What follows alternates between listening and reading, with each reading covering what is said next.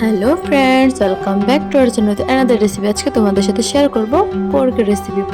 এখানে পোর্কগুলিকে ভালো করে ক্লিন করে নিচ্ছি। এখন গ্যাসের মধ্যে কড়াই বসিয়ে দিয়েছি, কড়াইয়ের মধ্যে জল দিয়ে দিচ্ছি। জলগুলি গরম হয়ে যাওয়ার পর পোর্কগুলি দিয়ে দিচ্ছি। ভালো করে সিদ্ধ হয়ে যাওয়ার পর এখন নামিয়ে নিচ্ছি। পোর্কগুলি ভালো করে সিদ্ধ হয়ে গেলে রান্না করার সময় বেশিক্ষণ সেদ্ধ করতে হয় না। এখানে রান্না করার জন্য নিয়ে নিয়েছি কাঁচা লঙ্কা, পেঁয়াজ, রসুন। পেঁয়াজগুলিকে কেটে নিচ্ছি। যারা পোর্ক খেতে ভালোবাসেন তারা এভাবে রান্না করলে পোর্ক খেয়ে অনেক মজা পাবেন।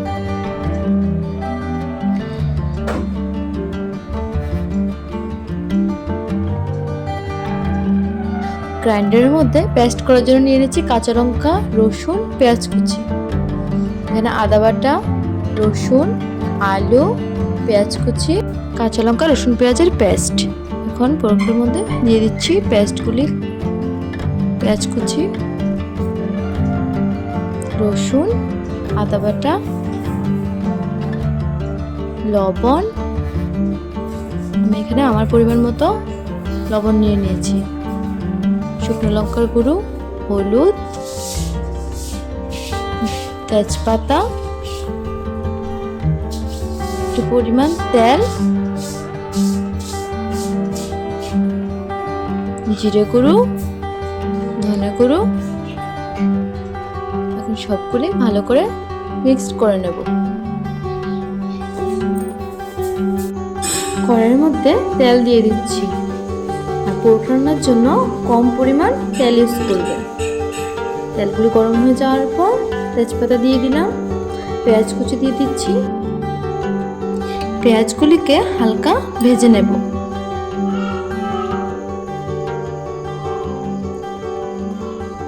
এখন দিয়ে দিচ্ছি আলু। আলুগুলি হালকা একটু ভেজে এখন পোর্কগুলি দিয়ে দিচ্ছি।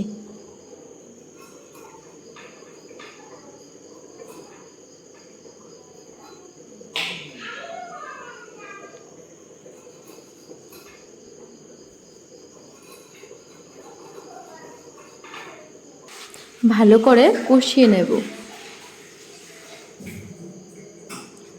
দেখতে পাচ্ছ খুব সুন্দর করে রান্না হয়ে গেছে, তেলগুলি সব উপরে ভেসে আসছে। রেডি আমাদের পোর্ক। এখন খাওয়ার জন্য সার্ভ করব।